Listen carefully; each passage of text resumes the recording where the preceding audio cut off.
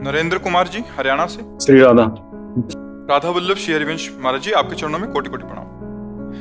महाराज जी, क्या प्रारब्धवश ही सन्यास या गृहस्थ आश्रम प्राप्त होता है, या क्या भजन से इसमें पूर्व प्रारब्ध ही होता है, क्योंकि जैसे ये जीवन था तो उस समय मुझे कोई ज्ञान तो था नहीं कि गृहस्थ धर्म क्या होता है, विरक्त धर्म क्या होता है।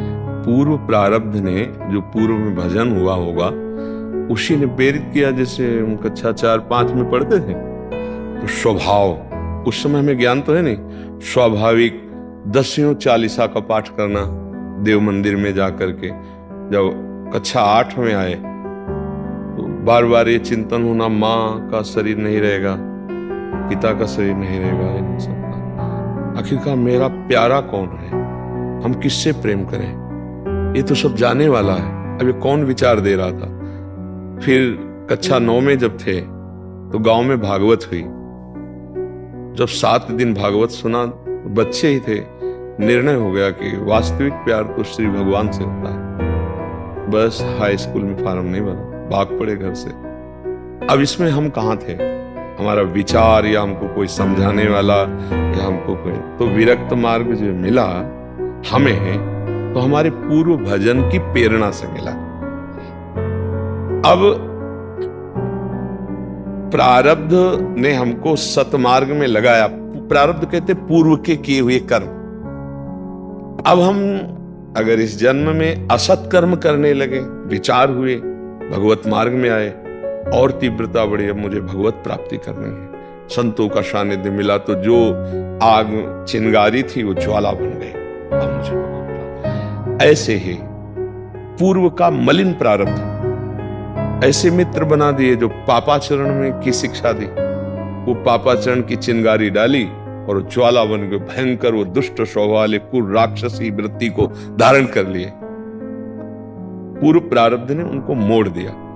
अब कृपावशात यदि उनको साधु संग मिल गया, उनको लगा मेरे से बहुत गलती हो गई, और सब छोड़ करके सतमार्ग में चले, वो महात्मा बन गए। महात्मा मार्ग में चले, पूर्व पुण्य प्रारब्ध, कुसंग मिल गया, भ्रष्ट हो गए, पतित हो गए। दोनों बातें देखनी है। पूर्व का शुभ और अशुभ प्रारब्ध एक बार तुम्हें खड़ा करेगा, गंदी जगह में या अच्छी जगह में। अब इसके आगे की यात्रा जो है, अब आप निश्चय करो, पशु नहीं हो कि जो प्रारब्ध में लिखा वही भोगना है। अब आप आगे भजन करके प्रारब्ध को मिटा सकते हैं, या नवीन गंदा या अच्छा प्रारब्ध की रचना करते हैं। ये दोनों बातें मनुष्य जीवन में है। आपको जैसे गृहस्थी में मिला, अब यहां नवीन प्रारब्ध की रचना करो कि पूरे परिवार को भगवत स्वरूप मानकर धर्म की कमाई के द्वारा परिवार की सेवा करते हुए, नाम जप करते हुए, अंदर से भावना, नाथ सकल संपदा तुम्हारी, मैं सेवक समेत सुतनारी, हर कर्म भगवान को समर्पित। अभी देखो प्रारब्ध बदलने लगेगा। अभी मंगल भवन भगवान की कृपा से सुख, अंदर आंतरिक सुख की वृद्धि होने लगेगी। बाहर के दुख की तो कोई परवाह नहीं है। बाहर का दुख कितना भी आवे, अगर अंदर हृदय आनंदित है तो कोई फर्क नहीं पड़ता। और बाहर का दुख और अंदर की जलन, अशांति, फिर तो इसीलिए बावरा मनुष्य हो जाता है, जिसे कहते हैं डिप्रेशन में चला गया, पागलपन छा जाता है, वो ऐसे पापाचरण, भयंकर हिंसा आदि दोष कर बैठता है। इसलिए हम कोई पशु नहीं कि हम केवल प्रारब्ध के अनुसार चले। पहला था कि विरक्त और गृहस्थ क्या प्रारब्ध से होते हैं, तो पूर्व का भजन उसको प्रेरित करता है, पूर्व का पाप कर्म उसको प्रेरित करता है, पूर्व की आसक्ति उसको प्रेरित करती है। लेकिन प्रेरणा होने के बाद चलना कितना है, अभी आपके ऊपर छोड़ है। अब आप गृहस्थ में हैं तो भजन के द्वारा भगवत प्राप्ति कर सकते हैं। राधा राधा राधा, और सत्कार्य, कमाए हुए धन से परिवार की पवित्र सेवा भगवत भाव से उसे अर्पित कर देना, नाम जप करना। जो राष्ट्र सेवा, समाज सेवा, जो सेवा वो भगवत सेवा, उसको भगवान को अर्पित करना और पुनः नाम जप करना, वो भगवत प्राप्त हो जाएगा, जीवन संभाल लेगा। केवल प्रारब्ध का भोग पशु करते, मनुष्य नहीं। मनुष्य अपने भजन बल से, तप बल से प्रारब्ध को बदलता है, तभी तो भगवत प्राप्ति। हमारे भाग्य में थोड़ी लिखा था कि भगवान मिल जाएंगे, हमारे भाग्य में थोड़ी लिखा था कि हम वृंदावन आकर के ऐसे जीवन व्यतीत करेंगे। भाग्य ने मोड़ दिया हमें विरक्ति का। अब इसके बाद तुम पसंद क्या करते हो? पुनः वही पापाचरण पसंद करते हो या पुनः तपस्या के द्वारा भगवत भजन आगे बढ़ाकर बढ़ना चाहते हो, ये आपके लिए छूट है।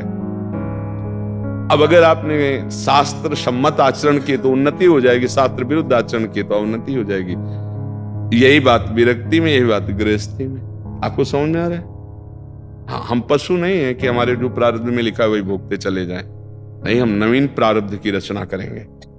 तभी तो मनुष्य जन्म क्यों कहा गया दुर्लभ हो मानुषो देहो, इससे बड़ा दुर्लभ, बड़े भाग मानुष तन पावा, सुर दुर्लभ शद ग्रंथन गावा। सुर माने देवता, देवताओं को यह दुर्लभ है मनुष्य दे। अरे वो जब चलते हैं तो सुगंध फैल जाती है। जो स्वर्ग के देवता हैं वो जहां से निकलते हैं तो वातावरण सुगंधित हो जाता है। यहां से दुर्गंध, यहां से दुर्गंध, नीचे तो सब दुर्गंध ही के द्वार है। सो के उठो तो कीचड़, छिड़को तो नाक में, क्या है, दुर्गंध ही तो है। ये दुर्लभ देह है, देवताओं को दुर्लभ देह है। और लिखा सुर दुर्लभ शद ग्रंथन गावा, तो किस काम के लिए दुर्लभ है? साधन धाम मोक्ष कर द्वारा, पाई न जे पर लोक सम्हारा। जो साधना करके भगवान की प्राप्ति करते हैं वो देवता नहीं कर सकते। एक बात खास है, साधना के द्वारा अपनी उन्नति करना, अपनी इंद्रियों को पापाचरण से बचाकर अच्छे मार्ग में लगाने के लिए मनुष्य देह मिला है। अब यदि मांस खाओगे, शराब पियोगे, व्यभिचार करोगे, दूसरे का धन अपहरण करोगे, हिंसा वृत्ति करोगे, तो आपने अपने प्रारब्ध को मिटिया मेट कर लिया। अब अगला जो आएगी ये फसल, पिछली फसल तो भोग ही रहे, अगली जो फसल आएगी मिटिया मेट कर देगी। और आपने अपनी इंद्रियों को संभाला, नाम जप किया, दूसरों को वाणी से, शरीर से, संकल्प से सुख पहुंचाया, सब में श्री भगवान है, मंगल हो गया, जीवन कृतकृत्य हो गया। ये बात समझना है। हमारा मनुष्य जीवन बड़ा दुर्लभ है। कल एक प्रश्नकर्ता से यही बात, वो कह रहे थे कि सबसे बड़ा पछतावा क्या है, प्रश्न किया था, यही पछतावा है, पूरा जीवन निकल गया और कमाई एक पैसा की नहीं कर पाए। देखो, इस देश का नियम है, इसका नाम मृत्यु लोक है, अलग अलग होता है।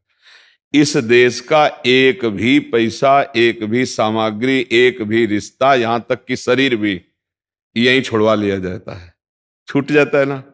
अब संग जाता है जो पाप कर्म करते हो या जो पुण्य कर्म करते हो या जो नाम जप करते हो। पाप पुण्य कर्म दोनों नाशवान है। पुण्य कर्म सुख भोगा के नष्ट हो जाएगा, पाप कर्म दुख भोगा के नष्ट हो जाएगा, लेकिन भजन अविनाशी है। इसीलिए कबीरदास जी कह रहे, कबीरा सब जग निर्धना, धनवंता नहीं कोई, धनवंता सोई जानिए जाके राम नाम धन। यदि आपने नाम जप कर लिया तो आपको पछतावा नहीं रहेगा। अगर नाम जप नहीं किया तो पछतावा रहेगा। पुण्य कर्म तुम्हें बचा नहीं पाएंगे, नाम जप बचाएगा, भगवान नाम जप कर। तो हमें लगता है कि गृहस्थी में रह करके यदि हम ठीक से चले, पापाचरण ना करें, कोई ये गंदी बातें खाएं पिए ना, गंदे आचरण ना करें और नाम जप करें और अपने कर्तव्य को पूजा माने, अपने कर्म को हुई पूजा माने, योग बना ले, कर्म को योग बना ले। कर्म योग के द्वारा भगवान की प्राप्ति होती है। पक्का हमारा प्रारब्ध क्षीण हो जाएगा और नवीन भाग्य की रचना हुई, भगवान से मिलन हो जाएगा। ये दुखालय संसार से हटकर महान सुख में निमग्न हो जाएंगे। समझ आ रहे जी।